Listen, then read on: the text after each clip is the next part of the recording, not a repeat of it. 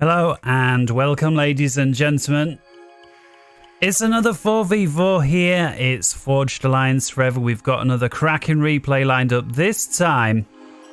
Some of them into the pro level. It's a 4v4. It's on MapGen. We're going to jump on over in, say hello to our players. Hope you are doing well today. It's the weekend. A Saturday evening here in the UK. I've been busy all day and gone actually surprisingly well, which is nice. I've been off for ages, as you know, with this cold. That's enough about me. Let's go and hit play. We'll slow the teams down. And again, yeah, so MapGen done this. We'll start over in the top right corner, which is going to be Team 1. In the rear with the gear, it's over. It's Seraphim. It's a 2075 rated player, the highest rated player in the game, and certainly a pro rated right there. Guess we're expecting air from his side. To his south, another Seraphim. It's Joker at 1392, the immediate lowest rated player in the game. He's also going air and also going front. We're first land on the front line. In the middle for the Team 1, it's Excited. In yellow, he's going Aeon, and he's also going T1 land. He does have this little bit of mountainous region defending his base, so I guess we couldn't really call him a front player. And last but not least, it's Insidious Noob. Seraphim as well. That's an awful lot of Seraphim on Team 1. In fact, 3 Seraphim and 1 Aeon, so no access to drones. He, of course... Seraphim there, first land, as you would expect from a forward player. Okay, coming down over to Team 2. We'll start in the rear with the gear again in purple. It's, we're just going to call him, let's call him Celine. It's going to be a lot easier to do. He's Aeon. He's rated 1865, so certainly one to watch out for on Team 2. Team 2, again, they certainly don't got anyone over the 2000 rated, but their lowest players are also not so bad. So let's ease the music down just a tad. All right, coming over, next player for Team 2 here. In the weird sort of teal green, it's Thanks. Seraphim, 1665. And yeah, first land also. Over to his north side, then we got 2 blue guys here. First here in the deeper, more electric blue is our first UEF player, somebody that knows how to choose a faction. And that's going to be, I'm just going to call him Samaria or Phantom. Either way is Phantom Samaria, and of course he's going first land as well. And then finally, last but not least, up here, and I guess what you'd call baby blue, it's Irani. He's our first Cybran of the day, and he's going 1790. So Team 2 having one faction from each of the 4 races represented. Top side, very heavy on the Seraphims, so expect a whole bunch of chicken bots coming up from the north side. Interestingly, if we have a look, there's been a shed load of chats already, and I was just checking this replay out earlier, and we can say here, Insidious Noob says to his allies, lol, didn't we just have this exact same map gen last day? And it's over to says yes. And then after that, they're planning on who's doing what and where. So I always thought the map gen here, the Neuroxis map gen, was completely random. Well, it would seem maybe it's either not completely random, or maybe the templates it chooses to randomize from are very set and predefined. And these are just regular players and happen to have stumbled across 2 maps that seem virtually identical. Now, with that said, expect here Team 1, assuming that that is the case, to have a little bit of a lay of the land and a feel out for this map. If they reckon they've already played it, we'll have to see if that yields them the benefits. And once again, for one of these nicely AI balanced, we've got the fiery colours on Team 1, the cooler colours down in Team 2. Let's see how that pans out. And we'll set the chat over there, hopefully tell you what, I'll pop it down there. There we go. All right, hopefully that's not going to distract too many. We've reset the time to middle, and over here, first guy, Irani there, moving out with his ACU towards the middle. The Civ structures here. Do we got any defense points? And it looks like no. It looks like just Civ points. Now, they're not showing mass values. Sometimes that's because you have to destroy them first. We do got some reclaim field here. In fact, worth having a little look for reclaim. This is a beautiful map. I love these kind of maps. So there is plenty of reclaim. Look at this. 1050 reclaim over there. We've got 500 here. So it certainly looks like very heavy reclaim on some of the extremities. But they haven't just got reclaim here and not here, or just these tiny 10 rocks dotted around here and there. It is a proper pick and mix, and it is distributed to me what feels like quite equally all around the map. In other words, it's worth having engineers left, right and centre. First scout then from Insidious Noob, taking a look there for Team 2. Let's see what the guys picked up. Well, there you see it, the scout having a good old gander over all the bases, which is, of course, very nice for the opposing team because it lets you see what your, I guess, your ideological opponent that you would expect to be facing is up to early doors without you having to necessarily go air. So very nice play there from Insidious Noob, the 1770 rated player from Team 1. Keep moving, though.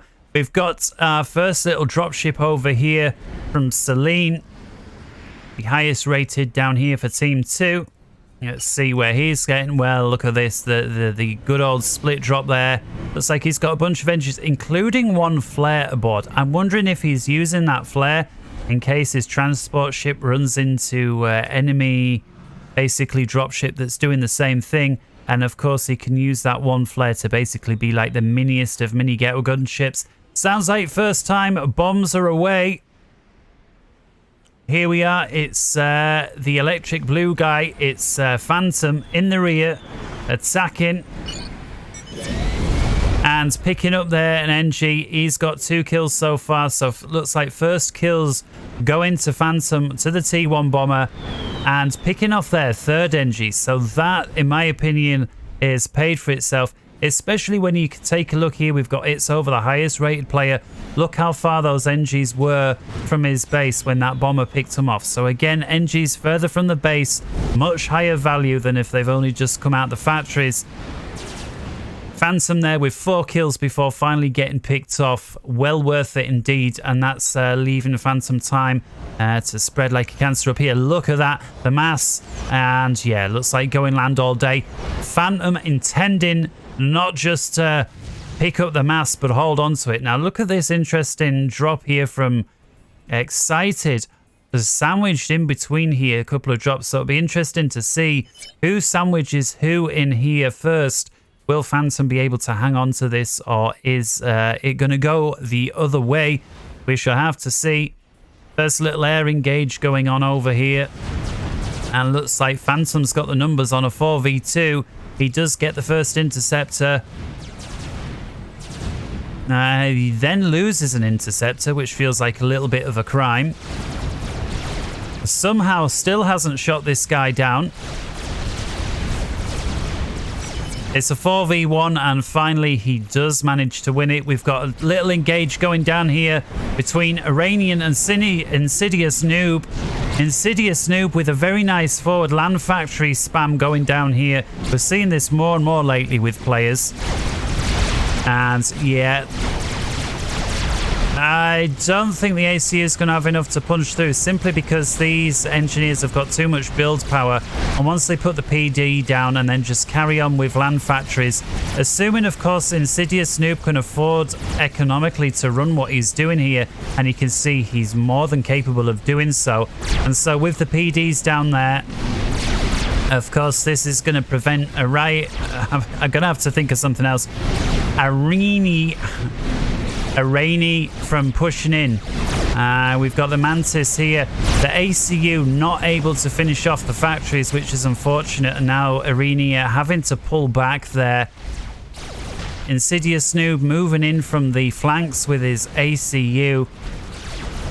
recognizing there Arini is having to pull back. Arini, I bet, I'm really sorry for butchering your name. It's Aranei. Yeah, so looks like, yeah, we got these two guys that are completely on opposite way round to what you'd naturally expect. And looks like they're both aware of each other. They're both sending spam each other. I'm just seeing that Phantom is looking a little more heavy there. He's already got 4 factories down, working on the 5th. Not that Excited or Exited has not done the same, but don't forget, Exited was already here previously. And so we'll have to see. And of course, Phantom, the first one to move in with the tanks. I'm not sure he's going to win with what's there. We do got an NG on patrol. We'll have to see if that NG goes down, and indeed there it does. It looks like that battle is going to continue raging. Arini here in a little bit of trouble. We got Insidious Noob pressuring him with a group of T1, but it doesn't look like he's following it up with enough numbers. ACU is too far out of position.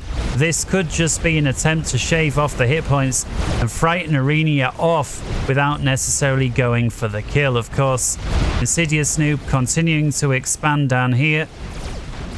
Meanwhile, on the south side, well,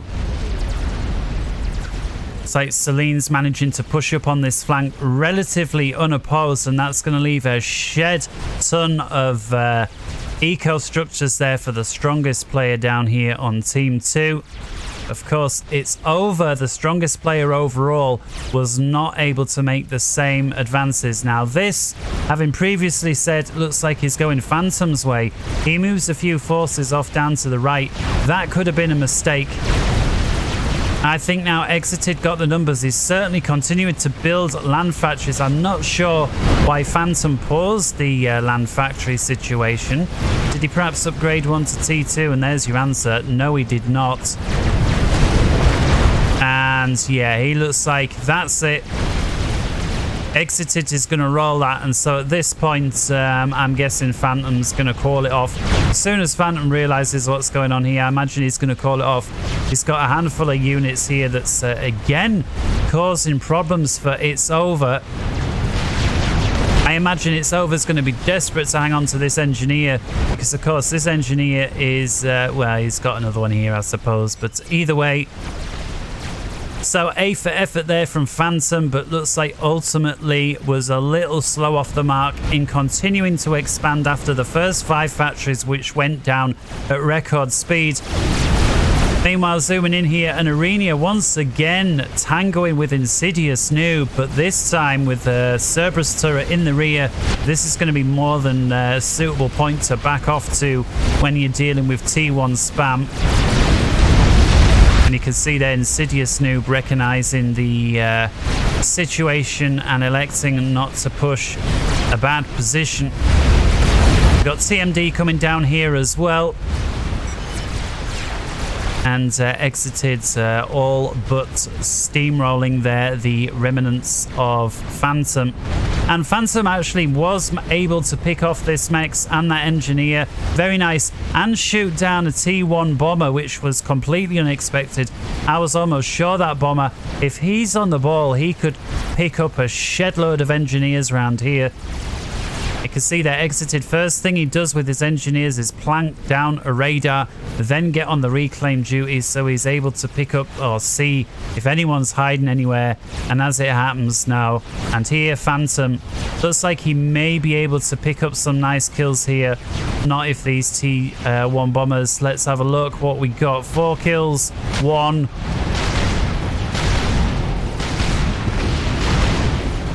5 kills, 6. 5 kills, 6, 1. So these, oh, and the AAA have got 2 and 4 respectively. Those were some of the highest vetted clump of T1 units I have ever seen. 4, 5 and 6 kills each. Very nice indeed there. Joker making a push for it now. He's the weakest player, of course, in the game for Team 1. He's got the gun, trying to push Arena out of his space. Does manage to pick off a Landfac and a Mex, but that's certainly not going to last long. Insidious maintaining very limited presence, but we've got a nice little run by here from Arena. Love to see this kind of thing. 3 or 4 units move to a certain position, tickling away. And at first point, this might look like a real easy access area to Team 1, but it actually looks like... yeah, they're landlocked off, it would seem. So this area here is actually more accessible, it would seem, to Team 2 than it is Team 1. Although that said, I guess it really depends who's got dominance in the middle, and so far it's Team 2. But things could change now that Exited is starting to push down the western flank. We'll have to see if Exited is able to help his team out here. You can see here Team 2, very strong presence in the middle, and they're starting to push outwards. Insidious Noob, one of the few forces there in the middle, holding them back, of course. Joker has initiated a presence there on the eastern flank, but it just seems to be a lot more Insidious Noob. I guess Joker's more in the rear. Does seem to be kind of sandwiched between stronger players who have gone out and capped off the eco, so Joker's going to be, by extension, limited in entirely what he can do with less eco, but it's really nice to see him on the front with the gun, trying to help his team out. Certainly needs to help keep Insidious Noob in.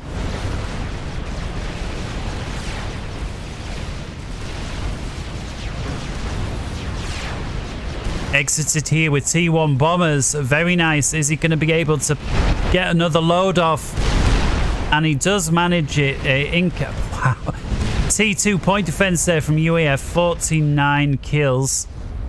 That's going to want, this whole area is going to want steamrolling with T1 mobile RT unless you can get the tech up there. We'll have to see. Speaking of tech, we got some mobile missile launchers out here, as well as a couple of Ilshivers.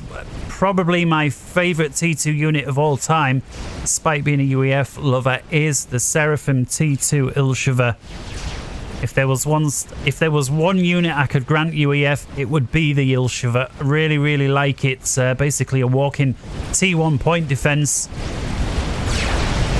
And Insidious now with the mobile missile launchers, and we're starting to get a little bit of a base wars situation going on here versus Arania, who is, I'm going to pronounce his name different every single time, we'll just have to live with it, who's starting to put up TMD in response to tactical missile defense, but, you know, that's always going to be beneficial to the attack. You know, it's always better to invest in attacking structures than it is defending structures that are planted into the ground, because of course the attacking mobile structures you can move around.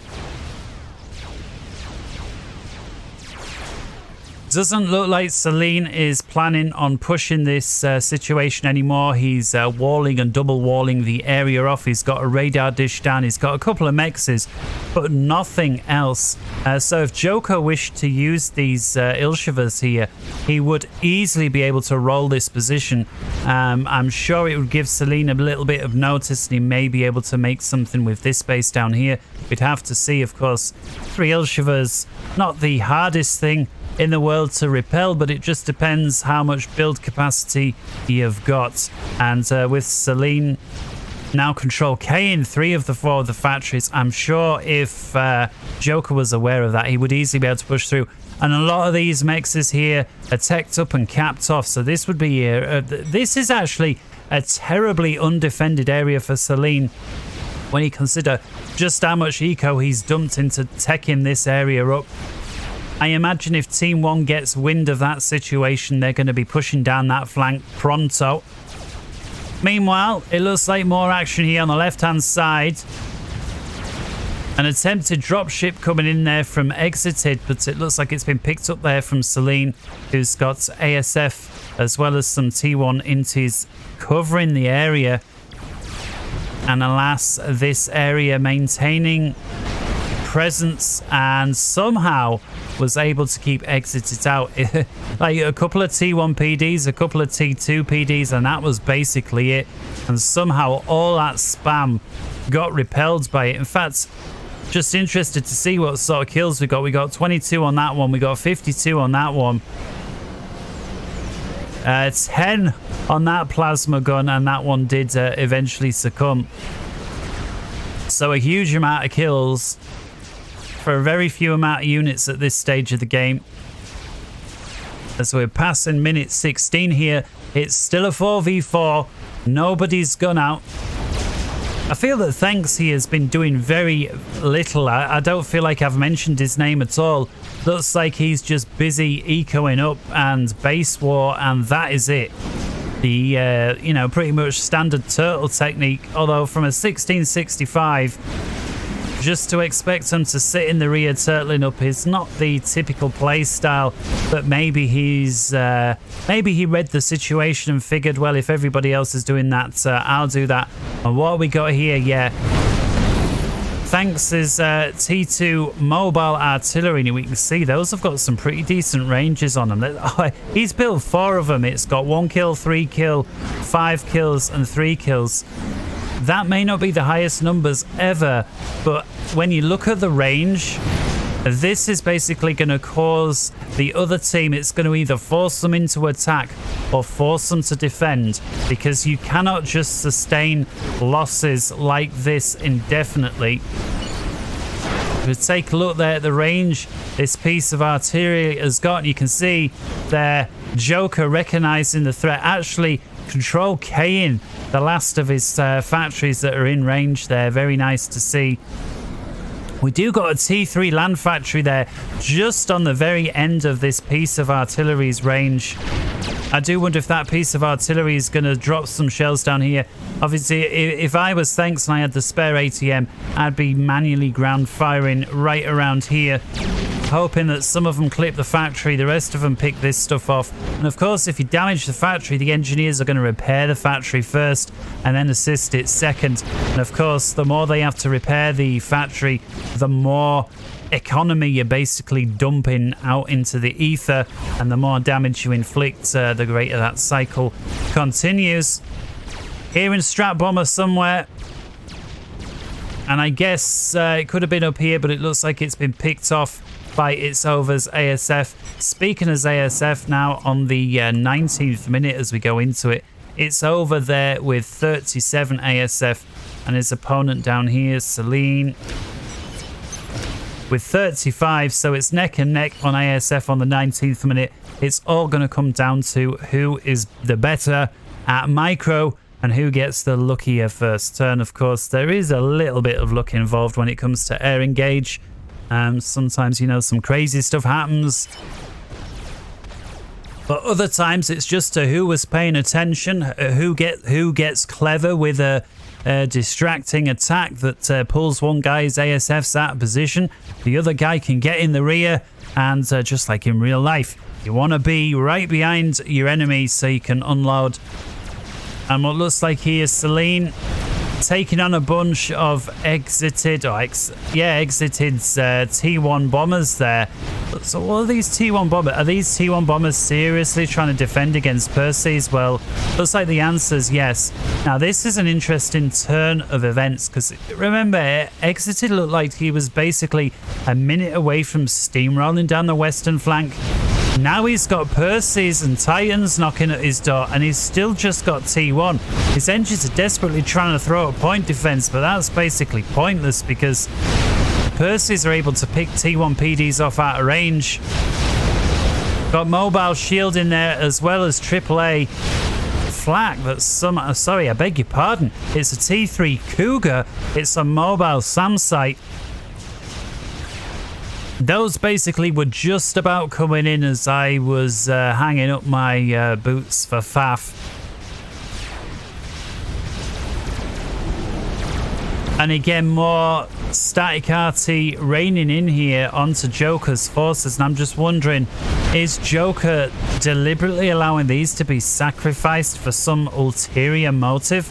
I don't know, but he has included his T3 and T2 in there, so it's not necessarily a great thing. And yeah, we've got at least 4 artillery pieces now here from Thanks. And it wouldn't surprise me to see more going up, although now Joker, of course, shielding off the area, including the all-important T3 factory. It's not actually the HQ, but you still don't want to lose it unnecessarily. Meanwhile, western side, Phantom bulldozing his way through, and looks like for the second, if not third time, the top corner changing hands on the team there. Once again, exited desperately trying to put down defenses with his engineers. I still think it's going to be too little too late. We had a couple of T1 point defenses. We're going to get a couple of Oblivions. We're not going to see anything else. That is not enough to stop this. And we've got continuously reinforcing units there from Phantom. Team 1 really need to recognize that this problem is not going to go away, and they need to really think about walling this area off. The only question is how much terrain, and with it how much teched up mechs and economy are they wishing to give away. And once again here, Engie's just putting down T1 PD. Again, it may buy him 5 seconds, maybe 10, but no more. And looks like we're starting to see the first potential response here. It's over starting to send T2 gunships in.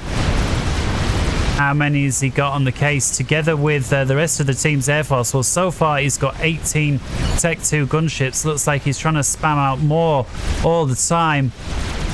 And let's see then if he can make these Tech 2 gunships work. It's got a T2 transport there. That looks like it just got caught up in an air patrol order. And it's over now, moving in. And looks like he's microing and individually picking off one unit after the other, which is very nice indeed. It's the most efficient way to pick off units that are stronger than you are. Go one after the other. You certainly, last thing you want to do is give each one a little bit of damage and allow each of the units to carry on firing all the way until the end. Of course, you know, if you kill a unit by 99%, that unit with just 1% health is still putting out 100% of the damage versus your team. Looks like in the middle, Arenia's having luck as dislodged Insidious Noob from this forward position. We saw the attempt here about 10 minutes ago. It's over now, moving in with the T2 gunships to counter attack. Insidious Noob moving forward with his ACU, and this is a nasty group here of T2 gunships. What we got? 40 Tech 2 gunship from It's Over. You do not want to have that come into contact with your ACU. Just a few seconds of these gunships on a how would you say, undefended, out of position ACU. It's going to be all over. Don't forget, we're entering now into the 24th minute, still without a single loss. It's 4v4. By the way, this average rating for this game was about 1750. So again, very, very high level rated game. One of the highest team games I've seen so far in the year 2023.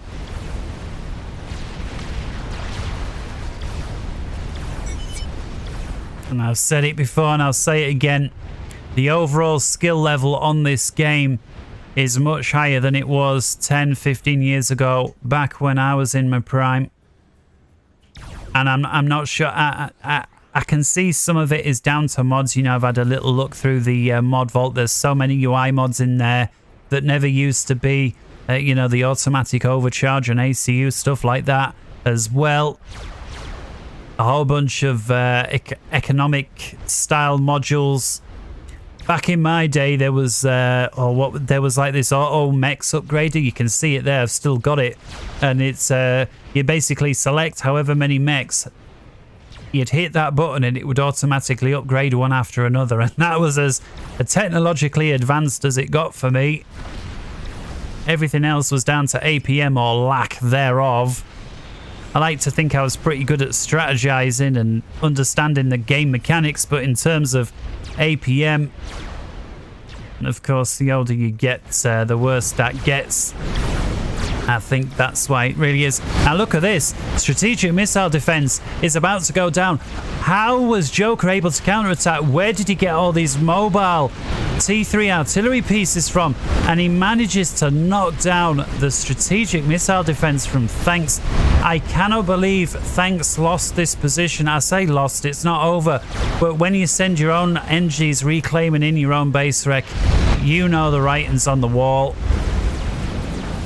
I thought for sure Thanks was going to win Joker out there, but apparently not. And exited here, still doing the Lord's work, now with a bunch of restorers as well. How many restorers have we got? 25. Well, that in addition to all these gunships. Looks like Team 1 going very, very heavy air. Looks like Team 2 are thinking about a response here. We got 2 guys moving in.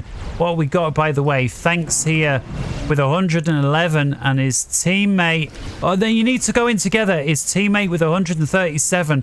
Thanks. Yeah, looks like his Celine there realizing that we need to move in together, and you do need to move in together. Ideally, I'd like to see one of these team players recognize this is going to go better if one guy manages both air forces and hand his air force over. Of course, both guys may be a little reluctant to do that, but I just feel it's certainly something that needs to be done if it's going to be effective. This here lost opportunity. Looks like Celine was all up for it. Thanks was half in, half out. And Celine there recognizing, I can't do this alone.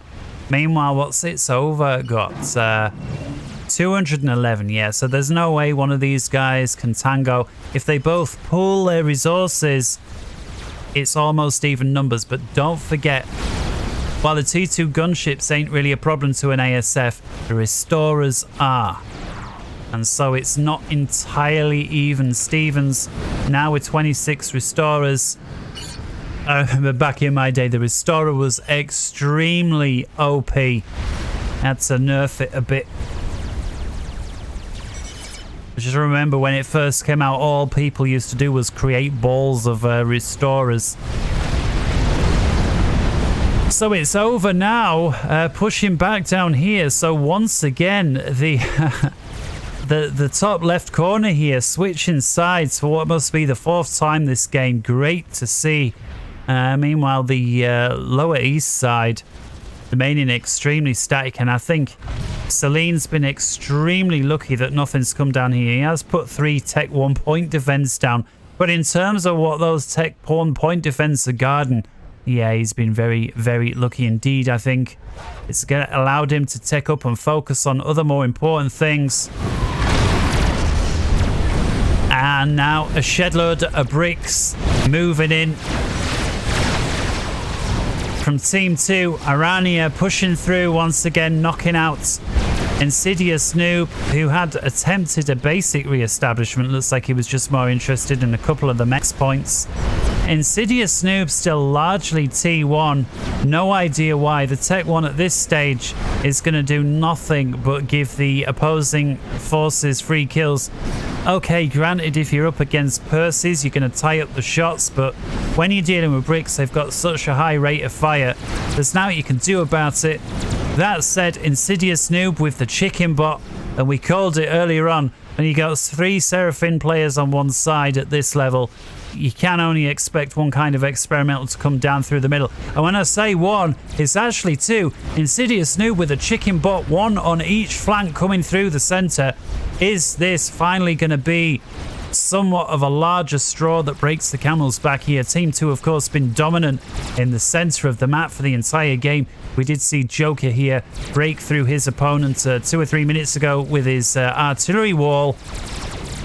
I'd perhaps like Insidious Noob to hand this particular chicken over to Joker. Looks like Joker here, well in control of this flank. Of course, that would allow Insidious Noob to control on this flank. And I'm guessing, is Insidious Noob planning to sandwich Arania? And I think he is. We got the chicken noob here. Now, Arania does manage to finish an experimental and runs away with his chicken. This, to me, I think he could have timed this sandwich maneuver better. Maybe he's going for the counter punch. All right, I'll pull back, and 1-2 from the other side.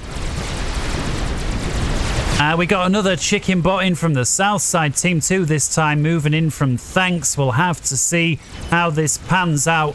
Very, very good game so far. And once again, Team 1 completely dominating the upper northern area, as they should, but with very little defense. It just seems to be all ecoing, and looks like now Exited is electing to put some T1 crappy defenses down. But that said, we're in the middle now. Insidious Noob has elected to go for the sandwiching maneuver. We've got a chicken bot on both sides, and at this point, Arenia's got to be thinking, Uh-oh, there's no way for me to maintain this. I'm going to pull what few bricks I've got back. We'll have to set up shop somewhere else. Joker now with an experimental unit. T1 just going from strength to strength. Looks like they've got an air force that seems unstoppable at the minute.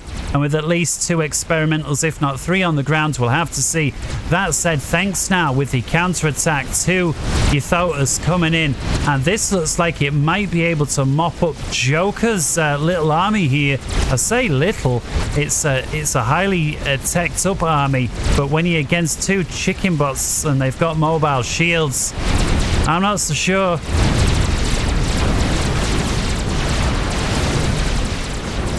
Really not looking good here for the Joker. I feel sorry for him because it felt like he just about got this army online and it was just about starting to make some headway. And he managed to clear a base and it looks like it's gone down.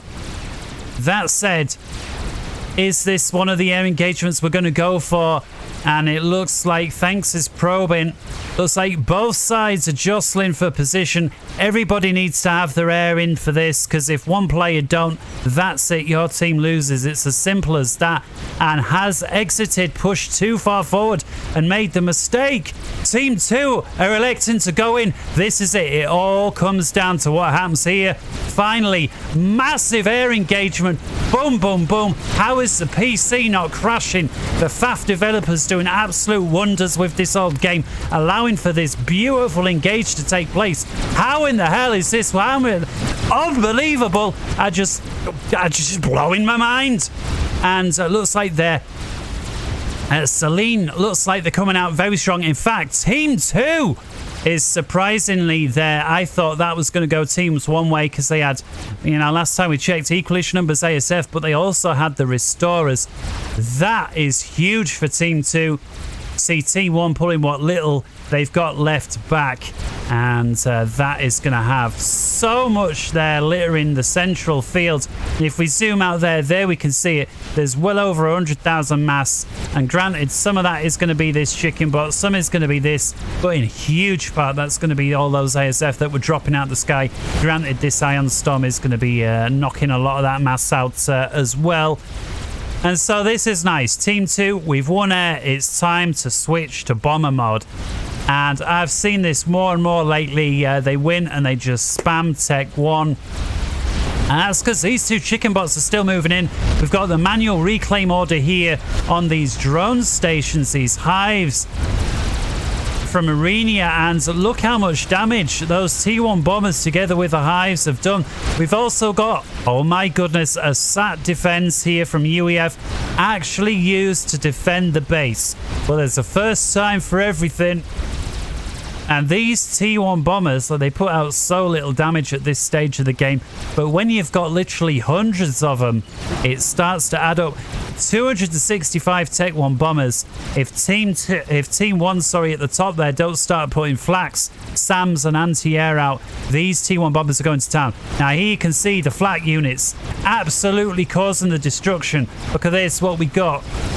Where's the flaks there? So between these guys, we've got about 60, if not 70 kills there. This guy with another 25. This with 18. Yeah, so these guys well over 100 kills there. And yeah, Insidious Noob, well done there. I'm not sure if you'll ever know how many of those bombers that you've just managed to pick off, but you did. Now these bombers are going for Insidious Noob. And what a shame. We see there the hit points evaporating off his ACU. He's going to have to be pretty good at dancing to jostle all that. And there you can see he's going for it. Question is he going to be able to keep that up and get his anti-air units in place? Now, if he can get his anti-air units in place, he's going to be able to get so many kills. But as soon as he screws up this dance and or the other team goes for the manual ground attack, Insidious Noob, just wow, I can't believe that you're still alive. No, you've got to keep moving. Keep moving. Nah, this isn't it. No, you need to keep moving. And just, wow, look how many kills his flax have got here. Brilliant, of course. Let's not count the chickens too quick. You've got a defense sat over your head. Maybe that's why he felt he had to go for the sat. It was a calculated risk that was necessary. Of course, what use is it if you completely win the air game to just lose to a sat 10 seconds later? So, yeah, gamble one to try and ensure that you stay alive for the other. And he has managed to get one shield up. That shield's probably going to give him more than enough time to build a second shield, should he need it. Meanwhile, another attack here from Team 1. We've got Titans followed up with a Monkey Lord. This is a nice comp here. We see there those Tech 1 arties getting very good trades on the superior numbers because unfortunately Phantom just parked up the Titans in a way that just got them very severely damaged by far inferior forces. That should have not been allowed to happen.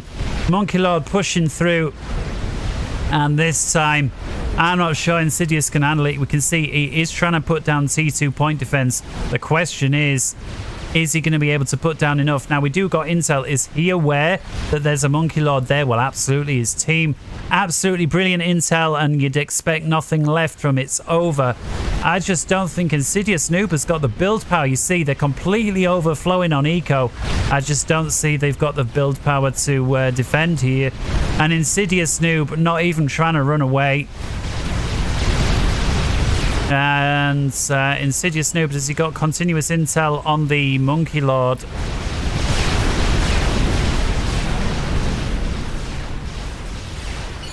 We'll have a quick look elsewhere, and again, Team 1 still firmly... Team 2 down here still firmly in control of the air, pushing through for about the 18th time there on the northwest corner. Insidious somehow surviving. Looks like Arena here, or Arena just pushing through with the Monkey Lord. I guess he feels that picking Insidious Noob off would be more beneficial to his teammates, so he's electing to keep him alive. And I like what I see here. He's pushing on with his Monkey Lord, and he's got his forces back here just picking off bits behind. I'm not sure how much further this Monkey Lord is going to get, but picking off a RAS preset SACU and knocking through the front door of Team 1, it's certainly not been a waste. These are the most useless bots I've ever seen in all my life. I think if only Joker had known exactly how much damage he could have caused with those, he would... He'd be upset. But unbelievably here, Phantom pushing through with his handful of bots. Monkey Lord going down. Bots were able to pick off some more structures, but looks like finally exited there, getting a bit more air. And here we're going for another air engage. Is Team 1 going to lose their air for a second time? Well, looks like they're desperately trying to pull away. You need to put SAMs or mobile air, and you can see here actually that's exactly what's going on. If you lose air at this late stage and your enemy's got the production that they have, it's going to be so difficult to get back into the air game. You've absolutely got to spam the shit out of SAM sites in and around your base. Yes, you're going to lose a load. And now to make things from bad to worse, it looks like Team 1 are starting to eat long-range Tech 3 artillery.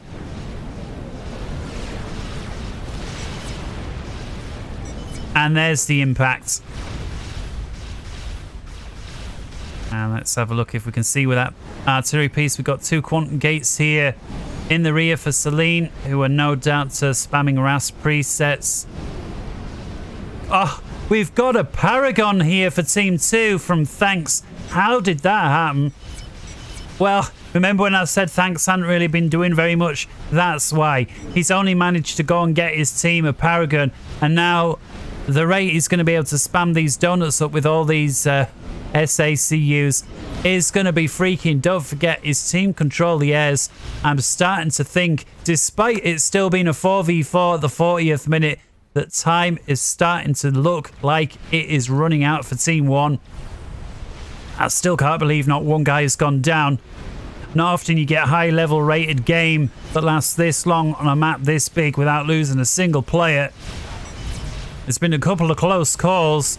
And we can see this arty here continuing. I still didn't find the arty, but I don't want to spend so much time looking for it that I missed something. You can see the UEF go into town here with the drones. Of course, when your teammate has a paragon, it's fine to donate him the drones, and of course then the drones are going to help your stuff, but they're going to use his eco, and don't forget he's got unlimited eco. And I'm just thinking this arty here is slowly starting to push through its over's base, and its over at some point has got to start to feel like he's living up to his name. He's got all his air factories on pause. I wonder if that's because it's all power for the shields. See, there's an awful lot of eco sharing going on here between Team 2. Meanwhile, Team 1, it's all chat. Okay, we got Soul Rippers here from Team 2. Just flying into Samsite Central for the... That's just techonomic, really. Ciao. We got so much air, we can afford to chuck experimentals away just going after a solid area of Samsite that is of otherwise no strategic value whatsoever. Of course, it does provide a little limited no-fly zone for Team 2, but I have to say I'm really impressed with how Team 1 have pushed back out after that counter-attack, and we do got a nuke moving in here from Team 1. And is that an experimental nuke? It's coming in, and I don't believe it's going to connect, and a fatty. That is an experimental nuke, and it takes the artillery piece with it. Boom! Very nice. Well, I thought the writing was all on the wall for Team 1, but you know what? I'm maybe not so sure now. Where's this nuke coming from? Well, Team 2 recognizing the threat and realizing, yeah, it'd be nice to gather up a shed load of donuts, but I'm not sure how much time we've got left. And here is the Yolonos. 137 kills with that first nuke. Looks like the second one's on its way. The third one's 50% built. Question is, did Team 2, in their haste to get constructed with all this build power, neglect SMD? Well, two of them, of course, the Yolonos takes 2 anti-nukes to shoot down. How many does that leave them with? Well, there's none in the forward base. We've got none on this one. None here and here. Okay. We've got 4 SMDs, it would look like, but it looks like they're all empty after that one. We'll have to see if the Yolonos is going to have another pop, or if he's going to see 4 SMDs and think, they may be loaded, I'll go elsewhere for now. Of course, 4 fully loaded SMDs will be able to shoot down 10 Yolonos. And, you know, Team 1 not necessarily got any way of knowing. And there you see it. He is electing to redirect to the next nuke. And so I think there, Phantom and his pal there who were sharing the base, very lucky that they were able to eat this, were getting this second nuke. Now we've got 5 donuts here mopping up. Question is the Yolo being used defensively? Unbelievably here, a donut going down to all that flak. Don't forget, Team 1 got no air. And yeah, what was looking like what could have been a kill, Yolo getting shot down. The problem is, this can pump out nukes far quicker than any nuke defense station can build defense. I'm not entirely sure how many defensive structures you need to keep up with a Yolo, but I'm guessing if they're unassisted, it's at least 10. And don't forget, you've got to cover the entire bases with having the ability to have 10 strategic missile defense. Any less, Yolo is just going to at some point break through. And finally, nice to see a few minor air engage wins here again for Team 1. And Yolo coming back down here now. Let's have a look. Have we got defense? Well, that one's going to be very close. What about this one? We do got one here. We've got 0, 0, 0, 0. Come on! Is it going to be a case of being, you know, a hair's breadth away? I feel that Team 1, the days may be numbered up here. I think this Yolo is their only hope. And it's just... Oh my goodness! How close can you get? The nuke on its final way down. And the SMD there just loading in time. Another second and that was too late. Wow. Absolute wow. Meanwhile, the donuts here going to town. Absolute cracking game. 45 minutes and it's still 4v4. Strategic launch detected. Yes. SMD indeed. Yolo, is it having another pop? It is. See, we've got defense satellites trying to attack through. We've got RT trying to land through. And it looks like Owen as well. We've got the Aeon. I've forgotten the name of this T3RT. It's more like experimental. Surely you're going to primary the experimental nuke with that defense sat. Is the Yolo going to be defended? Oh my goodness. The nuke blinks on just in time. Let's go. Let's see. Where's the nuke going? There's one. There's two. And once again, they're able to keep that experimental nuke out. If only Exited knew how close he was here, I'm sure he would have followed this attack up with a second. Lovely use of air directly over the base here to try and absorb at least partial artillery rounds. Yolo there down to 50% health. Exited definitely trying to shield the area. It feels like it all comes down to can they keep this experimental nuke alive. Team 2 know it and they're tipping everything they've got right onto this area. Seems like no sooner does the shield go up, it blinks off again. Yolo now down to 20%, 10%, 1%. Boom. Does manage to get a nuke off in its dying moment. Question is this nuke going to get through? And if it does, will it have any impact on the game? I'm wondering if once again he's going for the same area. Uh-oh, DeSync. We'll have to hope that the game still carries on. Insidious. At this point, we'll have to see. Does the nuke connect? Well, it does, but it just feels like they were trying to knock out a forward base so they could get further in where this artillery is coming from. And it looks like they're DeSync or not as the players began capitulating. I guess you've lost air. You've lost this flank here. The other guy's pushing up with umpteen donuts, umpteen experimentals. You've lost the only T4 experimental that was keeping you in the game. I think I'd have thrown in the game towel too. This is incredible. 46 minutes, 45. The game is over. 2 or 3 minutes ago, all 4 players were still in it. Absolutely wow. Of course, there's always a chance with the DeSync there. It could have gone slightly differently at the end. Generally speaking, the DeSyncs, when you get multiple players quitting and the massive lag spikes and so on, you can get those DeSyncs. So I'm going to suggest here that the team up top already throwing in the towel at that point. And again, yeah, they'd lost air. They'd lost the experimental wars. They'd lost the long-range arty wars. They'd lost land. And again, the one thing keeping them in the game went pop there. And after that, it was all over. Had they been able to keep that T4 nuke alive, I'm sure the game would have gone on a little bit longer. I hope you're doing okay. And until next time, have a fantastic evening. Wherever in the world you may be, good morning, good afternoon, good evening, and good night.